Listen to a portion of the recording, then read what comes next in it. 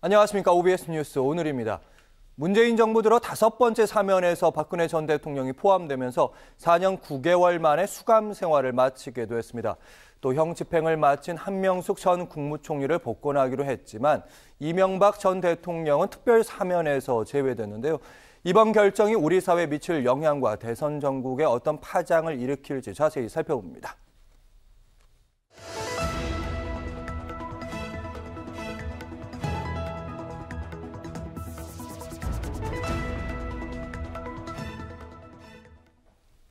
오늘 함께할 두 분을 소개합니다. 이경민주당 선대위 대변인, 김재석 국민의힘 도봉갑 당협위원장 자리했습니다.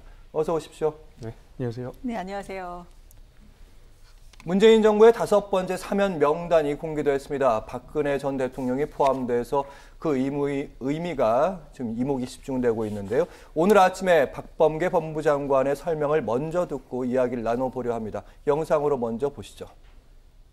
과거의 불행한 역사를 딛고 온 국민이 대화합을 이루어 코로나19 확산과 그로 인한 범국가적 위기를 극복하고 미래를 향해 새로운 걸음을 내딛는 계기를 마련하기 위해 박근혜 전 대통령과 한명숙 전 국무총리를 사면 대상에 포함하였습니다. 나아가 우리 사회의 대립과 갈등을 극복하기 위해 선거사범 사면을 실시합니다. 여야 정치적 입장에 따른 차등 없이 엄격하고 일관된 기준에 따라 사면함으로써 사면을 통한 사회 통합뿐만 아니라 법질서 확립과의 조화를 도모하고자 하였습니다. 네, 통합과 화합의 방점이 찍혔는데요. 사실 그동안 청와대에서는요, 기류가 어땠냐면 신중함을 넘어서 부정적 기류도 강했다고 알려지고 있습니다. 좀 예상되지 않은 측면이 있죠, 이경 대변인님. 저희 이제 선대위, 당과 선대위에서도 전혀 예상을 못했고 후보도 아무래도 지금 보도를 보고 알았다라는 부분이 있는데 지금 후보의 워딩은 솔직히 당과 후보는 이것이 사면권, 그러니까 권한을 가지고 있는 분 대통령이기 때문에 이 부분에 대해서는 대통령의 어떤 고심을 이해를 우리가 충분히 할 수 있겠다라고 말씀을 하고 얘기를 하고 있는 상황인 거고 지금 그래서 입장은 솔직히 선대위 입장은 없습니다. 그래서 제가 지금부터 그래도 몇십 분간 방송에서 말씀드리는 것은 선대위와 당의 입장이 없기 때문에 저희 개인적인 입장이 좀 들어가 있다고, 좀이 아니죠. 많이 들어가 있다고 좀 말씀을 먼저 드릴 거고요. 네.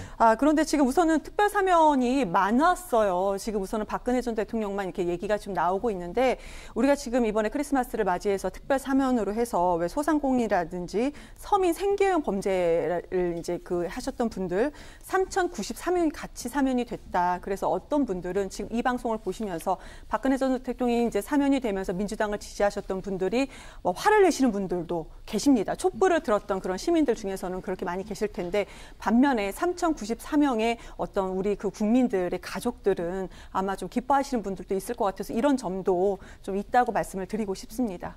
네. 깊은 얘기까지는 안 하셨고 좀 이따 얘기를 나누면서 깊이 들어가 보도록 하겠습니다. 그리고 박근혜 전 대통령의 입장도 나왔는데요. 측근인 유영하 변호사가 낭독을 했습니다. 박 전 대통령, 국민 여러분께 송구스럽고 지지와 성원에 감사하다.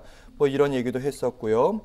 특히 문 대통령과 정부 당국에도 심심한 사의를 표한다.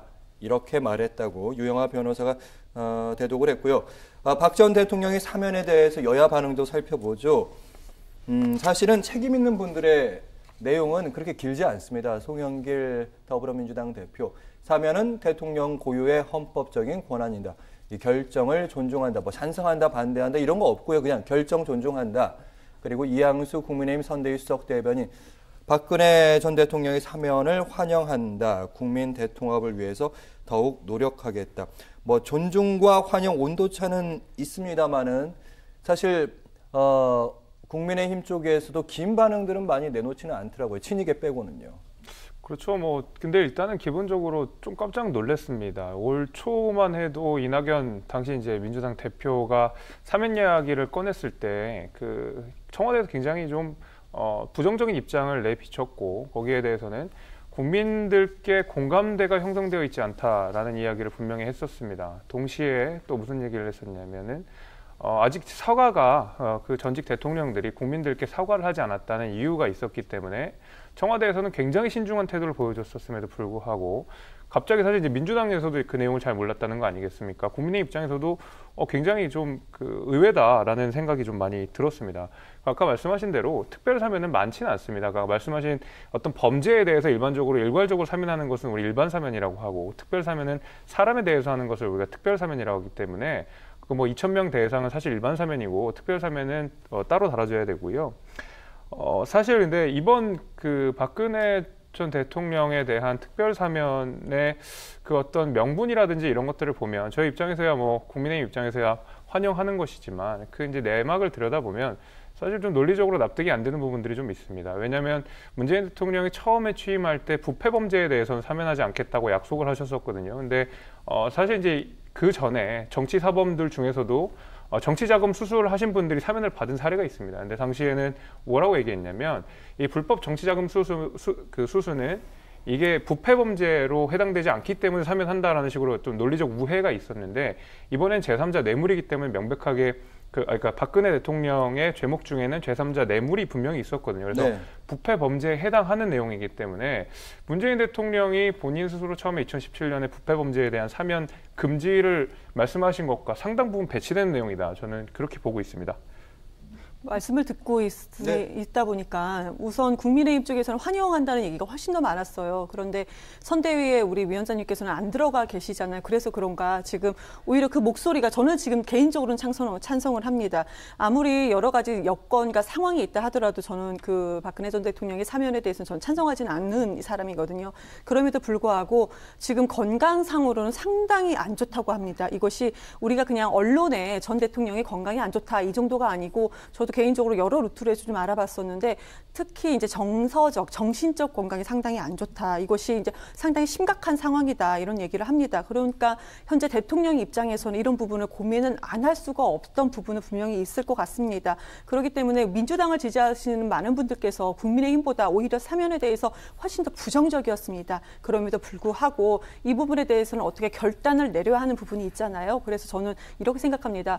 현재 지금 곧 있으면 3월 달이면 대통령이 또 우리가 투표를 하는데 그런 부담을 문재인 대통령께서 좀 안고 가는 것은 아닌가.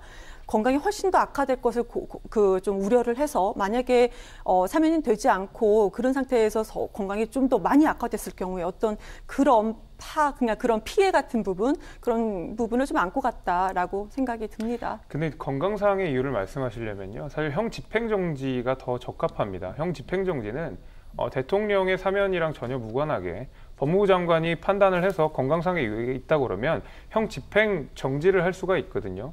근데 사면이라고 하는 것은 특별한 정치적 의미가 부여되는 것이기 때문에 건강상의 이유로 특별 사면을 했다고 저는 생각하지는 않습니다. 분명히 정치적 고려가 들어간 내용이기 때문에 그 부분은 같이 우리가 고려를 해봐야 될 것 같고 그것이 이제 뭐 당연히 건강이라는 것이 머릿속에 염두에 있었겠죠. 근데 다만 그것이 다분히 정치적인 이유라고 한다 그러면 사실 이제 박근혜 대통령만 이번에 사면된 것이 아니고 뭐 한명숙 총리라든지 뭐 이석기 전 의원이라든지 사실 여러 사람들이 사실 사면이 됐잖아요. 그에 대해서 뭐 이따가 더 이야기하겠지만 좀 우리가 논의를 할 필요가 있다고 생각이 됩니다. 네. 형 집행정지 저는 개인적으로 찬성합니다. 그렇지만 국민의힘에서 지금 아까도 말씀드렸지만 환영을 많이 하고 있죠. 그래서 이런 부분에 대해서 오히려 국민들께서는 혼란, 그러니까 문재인 대통령이 사면을 하는 것이 혼란이 아니고 국민의힘의 어떤 반응, 지금 김재섭 위원장이 저보다도 더 강력하게 지금 반대 말씀하고 계시잖아요. 그런데 국민의힘 쪽에서는 이걸 환영하고 있다. 그래서 이런 부분을 좀 국민들께서 보시기에 상당히 혼란스러워하실 거다라는 점도 분명히 전혀 있습니다. 그 내용이 다른데요. 제가 사면에 반대한 것이 아니고 그리고 국민의힘에서 입장이 나뉠 수가 있죠. 근데 입장이 나뉘는 걸 가지고 뭐라고 하면 안 되고 애초에 사면권자가 사면을 한 내용에 대해서 우리가 논의를 해야 되는 건데 제가 사면 자체를 반대하는 것이 아니라 문재인 대통령이 처음에 본인이 말씀하셨던 내용과 이 사면의 내용이 논리적으로 일관성이 없기 때문에 그 부분을 지적한 것이지 저는 사면 자체에 대해서 지금 반대 여부를 다툰 것이 아니었습니다. 몇 달 전에 국민의힘에 불과 몇 달 전입니다. 국민의힘에 이제 사면에 늪에 빠졌다라는 기사가 좀 많이 일어났었고 탄핵까지 부정한다는 그런 얘기까지 나오고 있었습니다. 그래서 그런 점들도 국민의힘에서는 입장이 상당히 네. 다르다. 그리고 그때 이것을 부정했던 분들이 지금은 또 환영한다. 막 여러 가지로 좀 의견이 바뀌는 부분도 있어요. 각자는 일관성이 있습니다. 요 얘기는- 의견이 나뉠 수 네, 있지만 여기까지 예, 말씀드리겠습니다. 자료 화면을 보면서 저희가 더 얘기 나눠보도록 하겠습니다. 일단 대선을 앞두고 있다 보니까 박근혜 전 대통령이 이 특별 사면에 대해서 이 결정 미칠 영향에 대해서 많은 분들이 얘기를 하고 있는데요. 국민의힘 내부에서도 여러 이야기가 나오고 있습니다. 김재원 국민의힘 최고위원, 청와대가 박근혜 전 대통령 사면 통해서 대선에 영향을 미치려는 불순한 의도가 있다고 하더라도 불순한 의도가 있다는 얘기입니다. 그리고 김종인 국민의힘 총괄 선대위원장, 정치적으로 큰 의미가 있다고 보진 않는다. 내년 대선에 별 영향은 있을 거라고 생각하지 않는다. 이 두 가지 반응, 대선에 이게 과연 큰 변수가 될 것인지, 그리고 불순한 의도가 뭔지는 좀 설명을 해 주시죠. 뭐 뻔한 거 아니겠습니까? 사실 아까 말씀하신 대로 국민의힘 내에서 의견이 갈리지 않습니까? 왜 그럼 이명박 대통령 왜 안 했느냐? 뭐 박근혜 전 대통령에 대한, 그리고 문재인 정부가 촛불 혁명 정부를 자임한 정부였는데 그 혁명의 대상이었던 박근혜 대통령을 직접 문재인 대통령이 사면하는 것이 옳느냐라는 이야기로 계속 그 국민들 사이에서도 의견이 분분한 거 아니겠습니까? 사실 그래서 저는 이제 대선 전국 자체에 큰 영향을 미칠 거라고 생각하지는 않습니다. 그래서 왜냐하면 사실 지금 이재명 후보나 윤석열 후보가 굉장히 어떤 이런 그 사면이나 이런 이슈가 아니라 훨씬 더 많은 이슈들을 가지고 두 사람들이 대치하는 상황이기 때문에 네. 이 사면 여부가 대선 전국에 영향을 미칠 것 같지는 않고요. 이제 대통령께서 말씀하신 내용은 이제 국민 통합을 위해서 사면을 말씀하셨는데 국민의힘 내부에서도 지금 의견이 갈리고 민주당 내에서도 의견이 갈립니다. 사면 관련돼서 반대하는 의원들이나 특히 이제 범진보 진영으로 불릴 수 있는 열린민주당 맞죠? 열린민주당까지도 반대를 입장을 표명하고 있기 때문에 사실 그러면 어떤 국민들을 통합시키겠다는 건지 그 목적이 불분명하고 민주당 진영이나 아니면 국민의힘 내부 우파 진영에서도 전부 의견이 갈라지는데 사실 그 대선 국면 자체에는 큰 영향을 못 줄 수 있다 하더라도 과연 국민 대통합이라는 명분에는 맞는가라는 의심은 할 수 있을 것 같습니다. 국민 대통합이다라고 우선은 그렇게 박범계 법무부 장관님께서 이렇게 얘기를 하셨나요? 우리 후보도 그렇게는 좀 비슷하게 좀 그 정부와 결을 같이해서 말씀을 하셨던 것 같아요. 근데 제가 처음에 말씀드린 것처럼 저는 이 부분에 대해서 솔직히 마음에 이렇게 와닿지는 않는 부분이 있습니다. 그런데 지금 아까 정치적으로 큰 의미가 없어 보인다고 김종인 위원장께서 얘기를 해주셨는데 맞습니다. 저도 그렇게 생각을 하는데요. 오히려 국민의힘 쪽에서는 이 부분에 대해서는 환영을 하시는 분들이 많습니다. 그런데 민주당 측에서는 이 부분에 대해서는 오히려 촛불을 들었던 많은 분들이 상처를 입고 오히려 좀 많이 화를 내고 저도 아침부터 SNS로 메시지를 상당히 많이 받았거든요. 네. 그럼에도 불구하고 결단을 내려야 되는 거. 그러니까 딱 봐도 민주당이 지금 이 부분에 대해서 결단을 내리면은 이게 긍정적으로 볼 수는 없습니다. 긍정적으로 방향으로 갈 수는 없어요. 그럼에도 불구하고 이렇게 결단을 내려야 하는 점이 있었다. 아까 이명박 전 대통령 얘기도 해주셨는데 이명박 전 대통령에 대해서 국민 정서를 고려하지 않을 수가 없습니다. 그동안에 박근혜 전 대통령과 이명박 전 대통령의 사면을 놓고 봤을 때 박근혜 전 대통령에 대해서는 찬성하시는 분들이 상당히 많았지만 이명박 전 대통령에 대해서는 국민 정서가 거기까지는 절대로 용납하지 않았습니다. 왜 그러냐? 제3자 뇌물이 아닙니다. 본인 뇌물인 거고요. 본인이 그 회사를 횡령한 겁니다. 본인의 그 욕심, 그러니까 본인의 경제적인 득을 위해서. 그래서 이런 부분에 따라서 이명박 전 대통령과 또 박근혜 전 대통령을 평가하고 결정을 내리는 데는 차이가 분명히 있는 것이 마땅하다라고 말씀드리겠습니다. 제가 역으로 두 가지 질문 드리겠습니다. 국민 정서는 그 출처가 어디인지 제가 일단 궁금하고요. 박근혜 전 대통령에 대한 사면에 대한 국민적 공감대는 어디서 나왔는지 저는 잘 모르겠습니다. 왜냐하면 올 초까지만 해도 문재인 대통령이 공감대가 없다고 했는데 갑자기 1년 만에 공감대가 어디서 나타나는지 공감대가 생겼다는 건 이해하기 좀 어렵고요. 두 번째 더 이해하기 어려운 점은 이겁니다. 이게 아까 전에 김재원 최고가 이거 정치적 목적이 있는 것이 아니냐라는 지적을 하셨는데 말씀하신 대로 박근혜 전 대통령은 그래도 뭐 용납은 할 수가 있지만 이명박 전 대통령을 도저히 용납할 수 없다라고 하는데 두 사람의 형기가 어떻게 되시는지 혹시 아십니까? 박근혜 대통령이 24년이고 이명박 대통령이 17년입니다. 그리고 박근혜 대통령은 국정농단 내지는 권력 남용, 제3자 뇌물이라는 이름 굉장히 큰 범죄로 사실 수감이 된 거거든요. 근데 이명박 전 대통령은 형기도 낮고 말 그대로 돈 문제로 연관이 되어 있거든요. 그러면 말씀하신 대로 국정농단이 그러면 이 뇌물을 받고 돈을 관련된 범죄보다 더 가벼우냐 이런 말씀을 지금 하시는 거랑 똑같거든요. 오히려 제가 그 부분 여쭙고 싶네요. 우선은 이거 말씀드릴게요. 이명박 전 대통령은 지금 복역하는 기간이 1년 2개월 정도 복역을 하고 있습니다. 그런데 박근혜 전 대통령 같은 경우에는 가장 깁니다. 지금 4년 9개월을 복역하는 걸로 알고 있는데요. 그런 부분이 있다. 그리고 건강 문제 다시 한번 말씀을 드리는 거고, 다시 말씀드리는데 저는 찬성하는 사람은 아닙니다. 그렇지만 이렇게 현실적으로 팩트를 좀 전달할 의무가 있다고 말씀을 드린 거고, 그리고 지금 그러니까 박근혜 전 대통령을 찬성하고, 그러니까 이명박 전 대통령에 대해서는 이것을 공감하지 못한다는 것은, 그거는요, 언론 한번 찾아보십시오. 이때 당시에 제가 논평을 좀 많이 써갖고, 이거는 제가 모니터링을 많이 하고 기사를 많이 스크립해서 알고 있거든요. 그래서 이 부분을 찾아보시면은 아실 겁니다. 그런 식으로 말씀하시면 안 되죠. 여론을 찾아보라고 말씀하시면 안 되고. 아니, 사실을 말씀드리는데 어떻게 말씀 그렇게 하시면 어떡합니까? 사실은 다 분류를 하신 게 아니잖아요. 그래서 개수를 제시하신 것도 아니고, 그러니까 여론이라고 하는 것이 어떻게든 우리가 여론조사를 한 것도 아니고 국민들께 한번 그 문재인 대통령이 잘하는 위원회라든지 아니면 공청회라든지 많이 하셨잖아요. 근데 그런 거 한 번도 일어나지 않고 언론 기사 수만 따지면은 사실 뭐 그거 비등비등 할 거라고 저는 생각하거든요. 말씀하신 대로 그럼 과연 국정농단의 범죄의 무게가 뇌물이나 횡령 등보다 가볍느냐라는 제가 질문을 드렸습니다.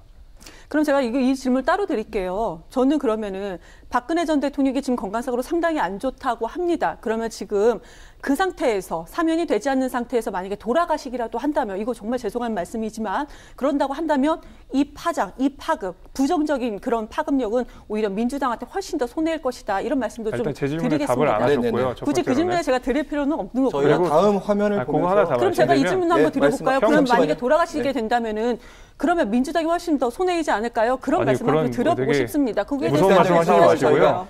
가져갈 필요 없는 것 같고요. 그 건강상의 이유는 사면의 요건이 아니라 형 집행정지 요건이라니까요. 그건 사면이랑 연결시키시면 안 돼요. 그럼 형 집행정지를 하셨어야죠. 네네네, 알겠습니다. 일단 뒷부분에 저희가 더 얘기를 할 텐데, 여론조사 잠깐 얘기하셨는데, 그러니까 이명박 전 대통령과 박근혜 전 대통령에 대한 여론조사, 국민 정서에 대한 얘기하셨는데, 기억을 좀 더듬어 보면 아주 한 8월 달인가요? KBS에서 한번 조사를 했었고, 올 초에도 좀 조사가 있었는데, 이게 추세상 어떻게 되는지는 주기적인 조사가 없었기 때문에, 그럼에도 불구하고 박근혜 전 대통령에 대한 사면에 대한 여론은 조금 더 높았다. 그 부분만 팩트를 확인하도록 하겠고, 자, 일단은 박 전 대통령 사면에 대한 후보들 평가도 저희가 제각각이라고 지금 들리고 있습니다.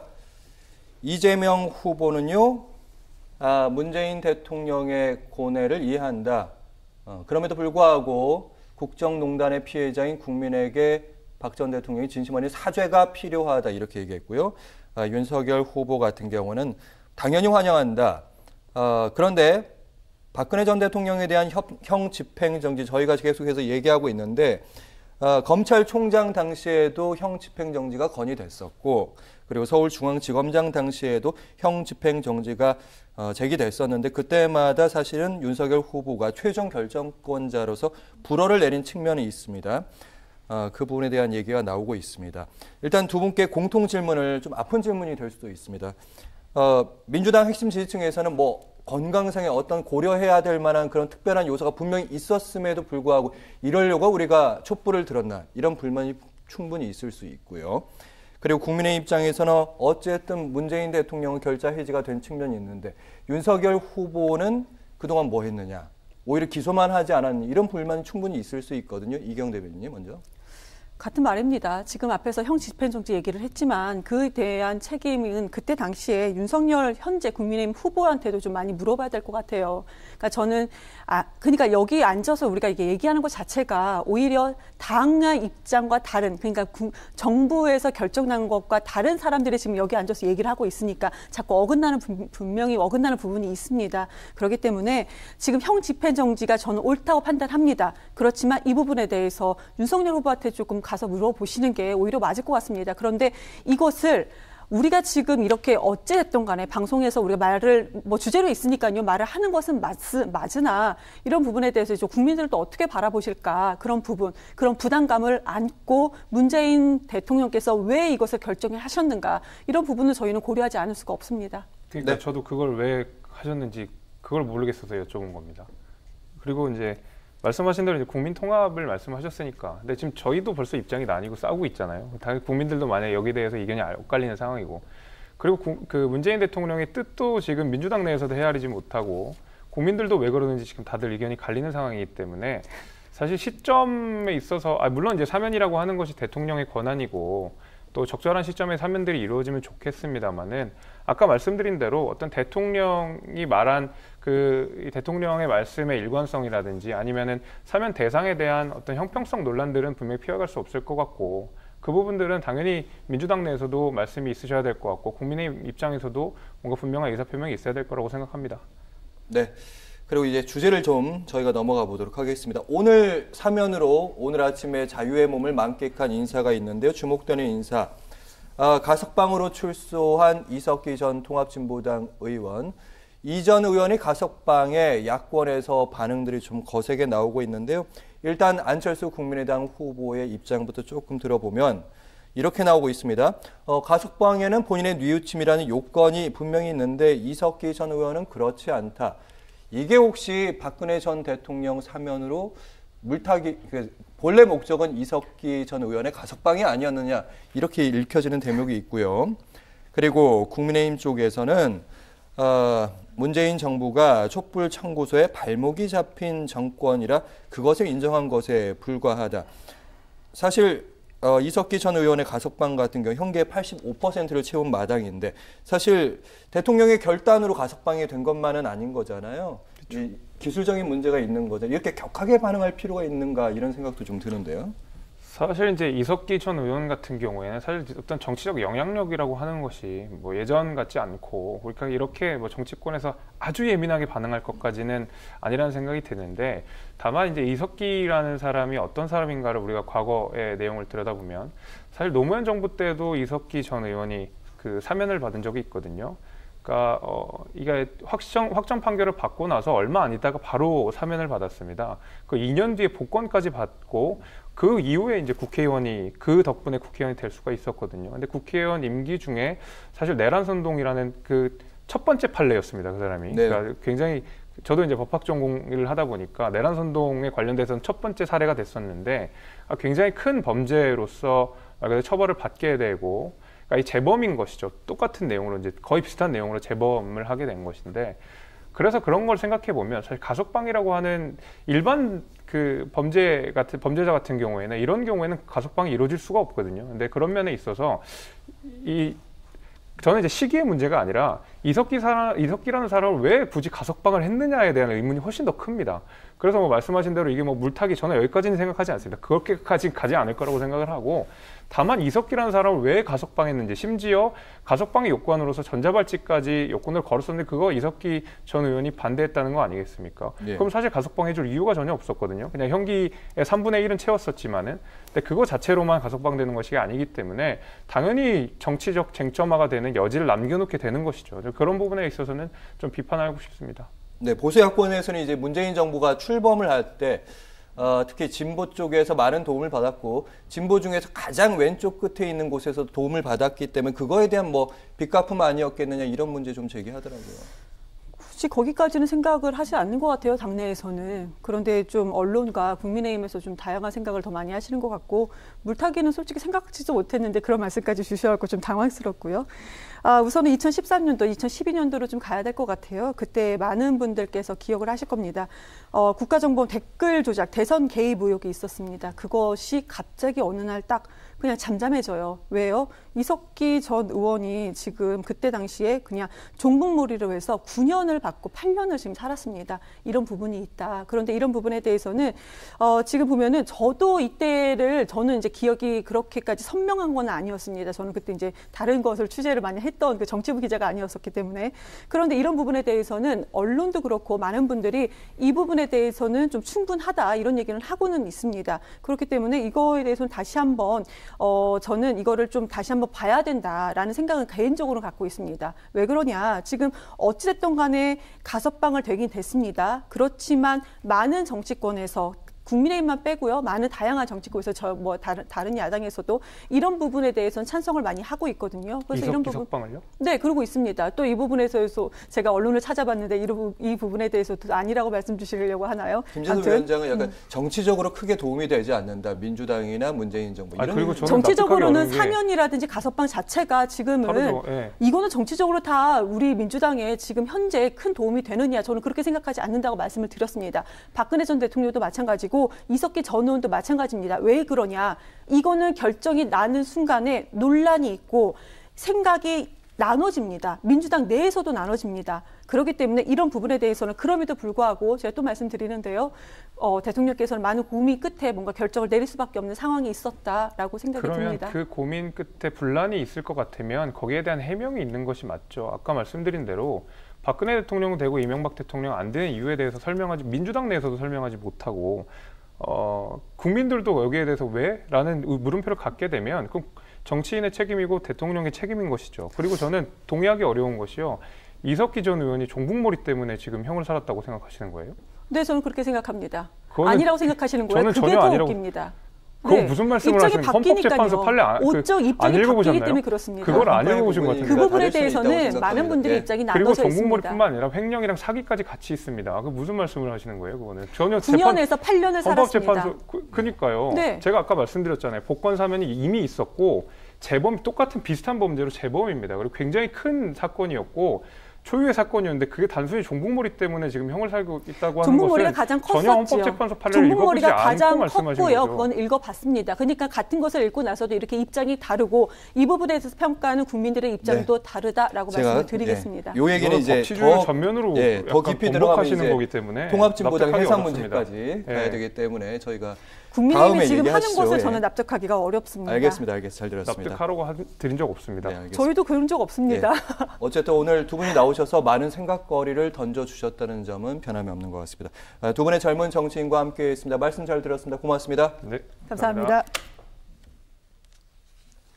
네, 이번엔 일반 뉴스 전해드리겠습니다. 코로나19 신규 확진자 6천 명대로 내려왔는데요. 위중증 환자 수는 발병 이래 최다치를 보였습니다. 이 정부는 하루 확진자 수가 7천 명 내외에서 주춤하는 모습이라면서 그럼에도 불구하고 아직 감소세에 접어들었다고 단정하기는 이른 상황이라고 평가했습니다. 이재상 기자가 보도합니다. 오늘 0시 기준 코로나19 신규 확진자는 6,233명입니다. 전날보다 685명이 줄면서 이틀 연속 6,000명대를 기록했습니다. 사망자도 56명이 증가하면서 평균 치명률은 0.85%로 나타났습니다. 국내 오미크론 감염 환자는 16명이 추가돼 누적 262명으로 집계됐습니다. 해외 유입은 14명, 2명은 국내 감염입니다. 위중증 환자는 1명이 늘어 1,084명으로 역대 최다 기록을 또다시 경신했습니다. 전국의 중증병상 가동률은 80%에 근접했습니다. 수도권의 경우 84.4%로 병상에 여력이 없는 상황이고 비수도권에서도 세종, 경북은 남은 중증병상이 하나도 없습니다. 다만 행정명령 등으로 병상 대기자는 줄어서 수도권의 경우 병상 배정을 하루 이상 기다리는 사람은 317명입니다. 김부겸 국무총리는 오늘 중대본 회의에서 미국 화이자사의 먹는 코로나19 치료제를 7만 명분보다 훨씬 많은 양의 계약이 마무리 단계에 있다고 밝혔습니다. 식품의약품안전처의 긴급 사용 승인이 나오고 계약이 확정되는 즉시 국민께 소상히 말씀드리겠다고 덧붙였습니다. 또 하루 확진자 수는 7,000명 내외에서 주춤하는 모습으로 아직은 감소세에 접어들었다고 단정하기는 이른 상황이라고 평가했습니다. 그러면서 꼭 필요한 경우가 아니라면 코로나19 치료에 집중하는 대형 병원보다는 의료 여력이 남은 병의원을 찾아달라고 당부했습니다. OBS 뉴스 이재상입니다. 검찰이 고위공직자 범죄수사처의 1호 사건인 해직교사 특별채용 의혹 사건으로 조희연 서울시 교육감을 불구속 상태로 재판에 넘겼습니다. 서울중앙지방검찰청은 직권남용 권리행사 방해 등의 혐의로 조 교육감을 불구속 기소하고 실무 작업을 담당한 전 비서실장 한모 씨도 공범으로 함께 기소했습니다. 조 교육감과 한 씨는 지난 2018년 10월부터 12월 전국 교직원 노동조합 출신 등 해직 교사 5명을 부당한 방법으로 특별 채용하게 한 혐의를 받고 있습니다. 국민의힘이 고위공직자 범죄수사처 공수처가 김기현 원내대표를 비롯한 의원 21명의 통신기록을 무더기로 조회한 정황이 추가로 파악됐다고 밝혔습니다. 공수처에서 조회한 의원들은 현재까지 총 21명으로 김기현 원내대표와 김도읍 정책위 의장 등 야당의 지도부가 포함됐는데 10월에서 11월로 집중됐습니다. 서울중앙지검이 통신 자료를 조회한 대상은 8명, 또 인천지검은 14명, 서울 북부지검은 1명, 국방부 검찰단 1명 등의 조회 사실이 확인됐습니다. 경찰에서도 경기 남부경찰청이 의원 11명의 통신 기록을 조회했고 서울지방경찰청 1명, 경남경찰청 1명, 경찰청 2명이 조회를 했습니다.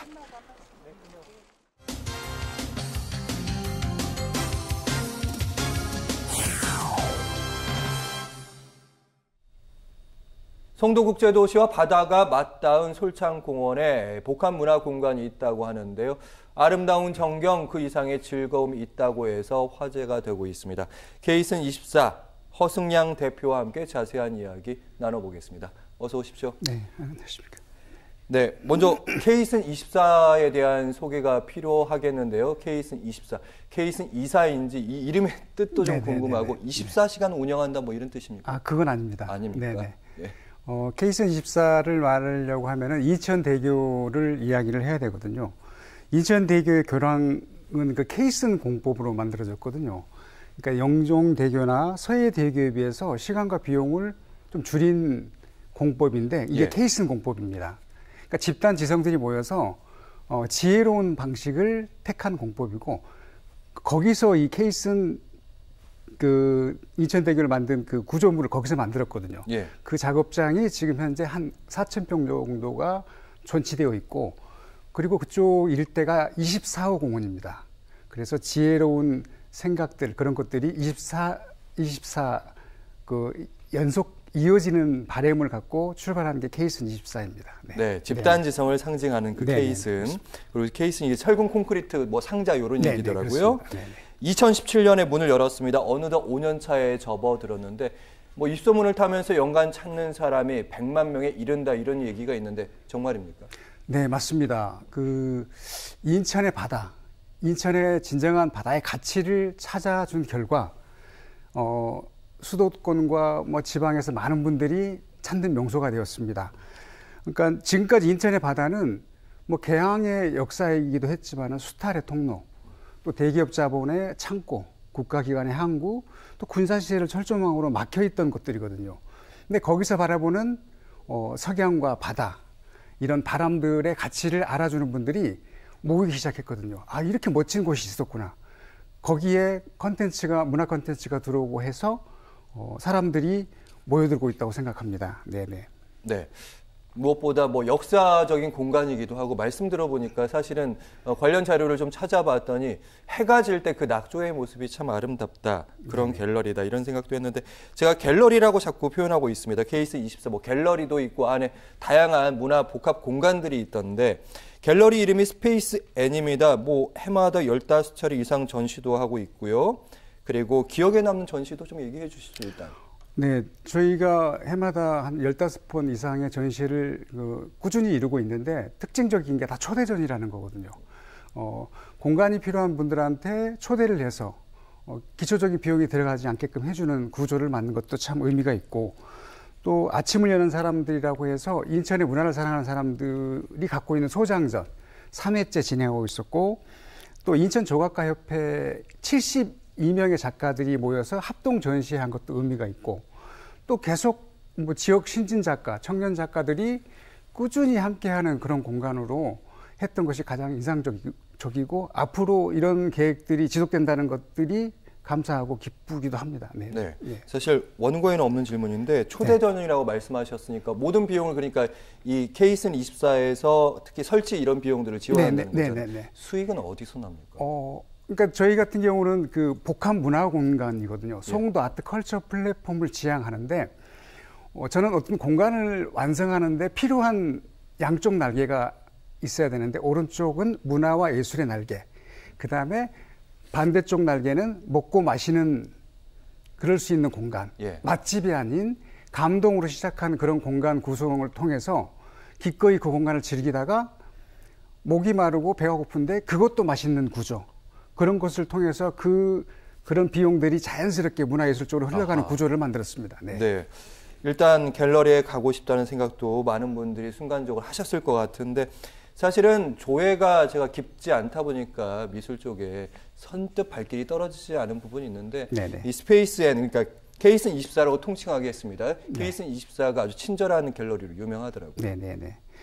그러니까 앞서 말씀드린 것처럼 초대전이라는 것도 상당히 매력이 있는 거고, 기본적으로 많은 사람이 온다는 것, 관람객이 넉넉하다는 것도 좋은 거고, 그 공간이 갖고 있는 여유로움 속에서 작품에 대한 그 이해도도 깊어지는 것 같고, 또 지역 그 학생들하고 예술을 공부하고 있는 학생들하고 그들하고 협업해서 도슨트를 통해서 다양한 경험을 할 수 있는 창구를 도슨트라고 하시면 네, 작품에 대한 설명과 이해를 돕는 헬퍼죠, 헬퍼. 해설자. 네, 해설자. 네, 관람하고 있는 사람들 옆에 와서 이렇게 마이크 네네. 쓰고 이렇게 설명해 주시는 분들.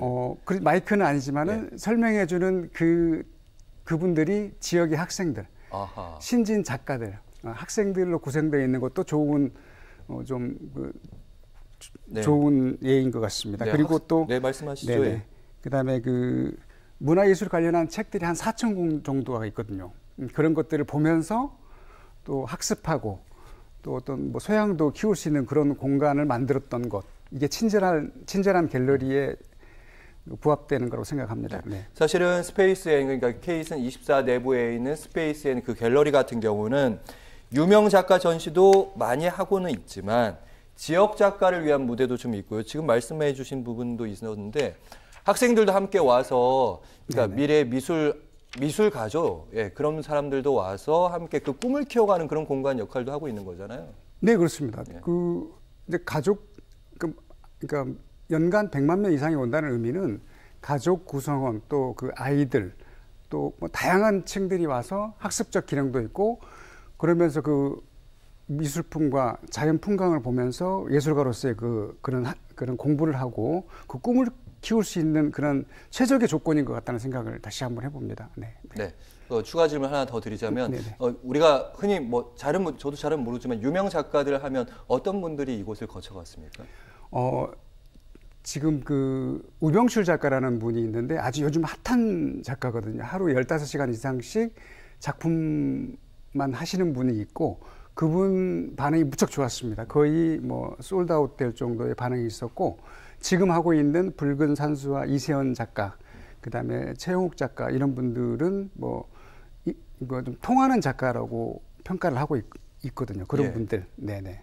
네, 주목받는 작가부터 시작해서 네네. 앞으로 주목받을 작가까지 모두 이곳에서 전시를 하고 있다는 그런 말씀이신데, 네네네. 대표님 지금 하시는 거 보니까 꼭 원고를 안 보셔도 될 것 같습니다. 네네. 자연스럽게 그냥 쭉 말씀을 하시는 게 더 편할 것 같은데, 사실은 아까 솔드아웃이라는 표현도 좀 쓰셨습니다. 솔드아웃, 그러니까 미술품을 판매하고 거래를 하는 공간이기도 한 거잖아요. 네네, 그렇습니다. 사실 미술 재테크라는 부분이 우리가 익숙한 그런 부분이 아니라서 일반인들 입장에서 뭘까, 어떻게 되는 거지 궁금한 점이 좀 있을 것 같습니다.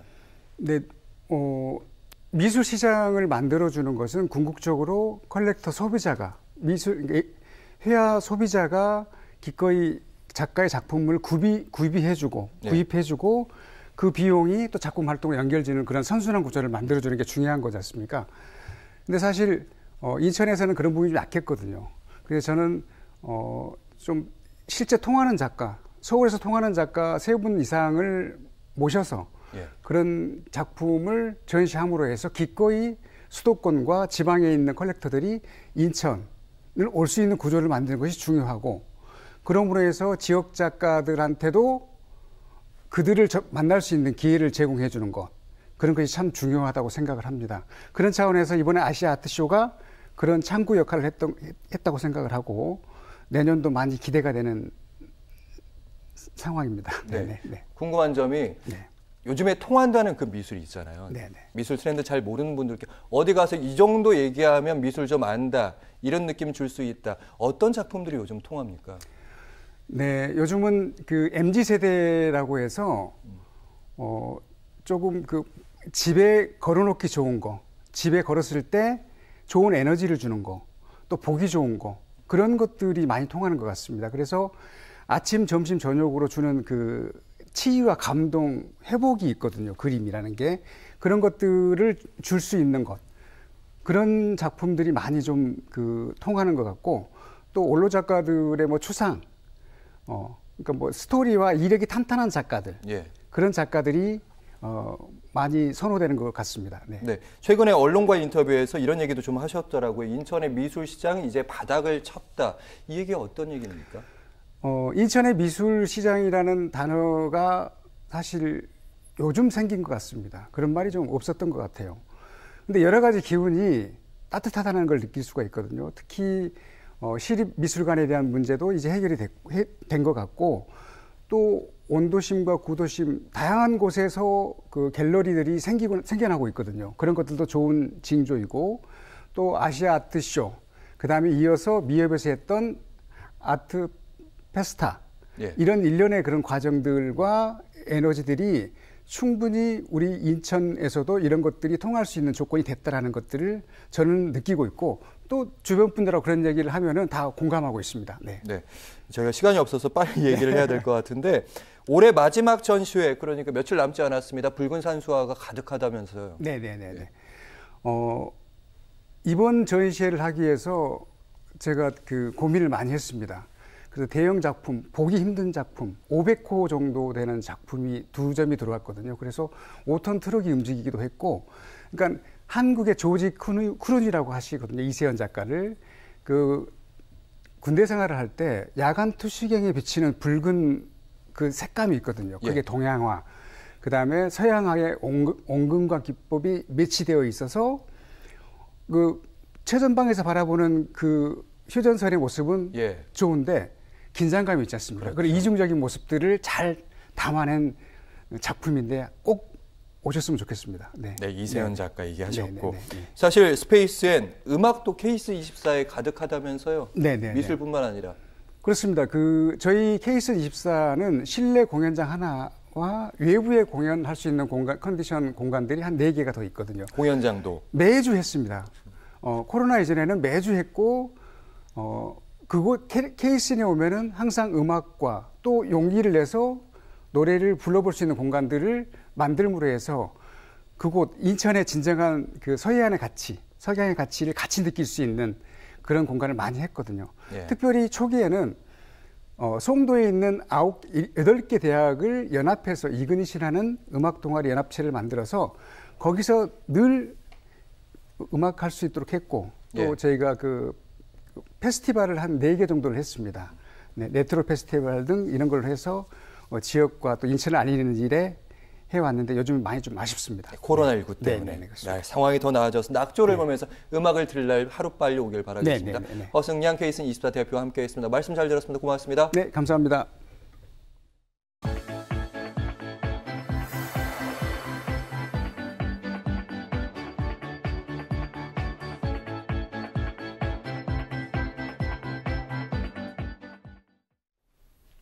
인천 옹진군과 강화섬 지역의 주민들이 함께 만들어가는 인섬뉴스. 각 섬의 통신원들이 직접 취재해서 생생한 목소리를 전달하는데요. 오늘은 대청도 연평도 소식 들어보겠습니다. 통신원 분들 나와 계시죠? 예, 안녕하세요. 네, 안녕하세요. 네, 안녕하십니까. 먼저 대청도부터 만나보겠습니다. 대청도의 유일한 대중교통이요, 공영 마을버스라는데요. 2012년부터 이용이 됐는데 이제는 이제 고장이 많아서 주민들이 불편을 호소하고 있다고 합니다. 이번에 새 마을버스로 교체를 해서 주민들이 환영을 하고 있다고 하는데요. 자세한 소식 들어보겠습니다. 류석자 통신원 나와주시죠. 네, 류석자 통신원입니다. 네, 새 마을버스 혹시 타보셨습니까? 네, 어떠셨습니까? 여러 번 타봤습니다. 예. 네, 대청도는 대중교통이 딱 하나뿐입니다. 바로 면사무소에서 관리하는 공영 마을버스인데요. 하루에 평균 15명이 이용하며 많이 타면 8명 정도도 타는 버스입니다. 하지만 오래되어 고장도 잦았던 탓에 운행을 못할 때도 있었고 면사무소 버스로 임시 운행을 하는 날도 많았습니다. 이번에 대청면에서 14인승 미니버스를 새로 구입했습니다. 지난 21일 대청 면사무소 마당에서 고사상이 차려졌습니다. 새 공영버스에 무사 운행을 바라는 기원을 담아 절을 하고 술도 올립니다. 면장님과 부면장님은 직원들과 시승을 하며 새 버스 이곳저곳을 살펴봅니다. 운행 첫날 선진포항에 여객선이 도착하자 손님을 싣고 마을로 출발합니다. 이제는 좁은 마을 안길을 통과할 때도 여유로운 운행을 하게 됐습니다. 차가 적으니까 골목길 다니면서 와서 참 좋습니다. 어제는 노란색 영업용 번호판으로 교체하고 정식으로 마을버스를 운행하였습니다. 주민들은 새 버스를 반가워합니다. 먼저 버스는 고장이 나서 가다가도 멈추고 덜컹거리는데 많이 저기가 됐는데 이번에는 새로운 버스가 기사님들도 운전을 잘하시지만 너무 기분이 좋았어요. 옛날에는 너무 커서 그냥 덜커덩 놀래가지고 몇 번 놀래고 그냥 말도 못했어요. 근데 이렇게 주셔서 그냥 정말 너무너무 감사해요. 대청도 공영버스는 하루 8회 운행하고 이용 요금은 1,000원입니다. 대청도 관광객은 여객선 선착장 대기소에서 버스 시간표를 만날 수 있습니다. 주민들과 관광객들에게 꼭 필요한 마을버스가 눈 내리는 겨울에도 잘 운행되길 바라는 마음입니다. 대청도에서 류석자 통신원이었습니다. 네, 새 버스에 대한 반응이 좋아서 다행입니다. 주민들 오랫동안 편안히 이용하시길 바라겠고요. 이번에는 연평도 소식 가보겠습니다. 연평 중고등학교 전교생이 53명뿐이라는데요. 1년에 한 번 한 해 활동 정리하는 동아리 대회를 연다고 합니다. 체육대회도 있고요. 공연까지 한다고 하는데 원래는 주민 전체가 함께하는 축제인데 이번에는 학생들끼리만 진행했다고 합니다. 자세한 소식 들어보죠. 김정영 통신원 나와주시죠. 네, 김정영 통신원입니다. 네, 올해죠. 동아리 대회 어땠습니까? 네, 지난 22일 연평 중고등학교에서는 1년을 마무리하는 동아리 대회를 열었습니다. 원래는 학부모님을 비롯한 연평도 주민들이 동아리 대회를 함께 해왔지만 코로나 감염의 위험으로 학생들과 교직원들만 참여하였습니다. 오전에는 동아리가 10개의 체험 부스를 공개했는데요. 체육관에서는 연평 미니 올림픽이 열려 다양한 게임들이 펼쳐졌습니다. 탁구대 종이컵 안에 공을 넣는 부스가 있는데요. 공을 넣으면 상품을 받을 수 있어서 많은 학생들이 열띤 모습으로 참여를 했습니다. 미술 도자기 동아리에서는 1년간 만들어온 도자기와 공예품, 미술 작품을 전시하는 부스를 만들었습니다. 바다와 가까운 아이들인 만큼 조개 껍데기를 이용해서 만드는 작품들이나 해양동물을 표현한 작품들을 선보여 인상이 깊었습니다.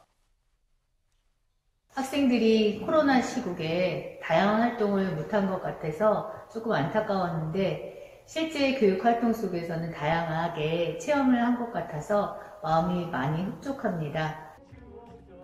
오후에는 밴드와 댄스 동아리 학생들이 공연을 선보여 젊음의 끼와 자질을 뽐내는 즐거운 시간을 보냈습니다. 학년 상관없이 중학생들과 고등학생들이 함께 무대를 서 선후배의 끈끈함을 보여줬습니다. 문화시설이 부족한 연평도에서 학생들에겐 학교에서의 추억은 소중합니다. 학교가 아니면 연평도에서는 돌아다닐 데가 없어요. 인천 아니면. 그래가지고 여가 생활이나 휴식 같은 거 제대로 취할 수도 없고 집에만 계속 있으면 정서적으로도 뭔가 우울증 같은 것도 걸릴 수 있고 그런 단점이 있는 것 같아요. 예, 교육은 미래를 밝히는 등불입니다. 앞으로도 연평도 학생들이 학교에서 좋은 추억을 쌓고 연평도에 여러 문화 활동들이 생기길 바랍니다. 연평도에서 김정영 통신원이었습니다. 네, 오늘 소식은 기분 좋은 소식이 참 많았습니다. 다음 주 이 시간에도 새로운 섬 소식 기대하겠습니다. 고맙습니다. 네, 지금까지 인섬 뉴스 전해드렸습니다. 뉴스 오늘 저희가 준비한 소식은 여기까지입니다. 다음 주 더욱 알찬 뉴스로 찾아뵙겠습니다. 함께해 주신 여러분 고맙습니다.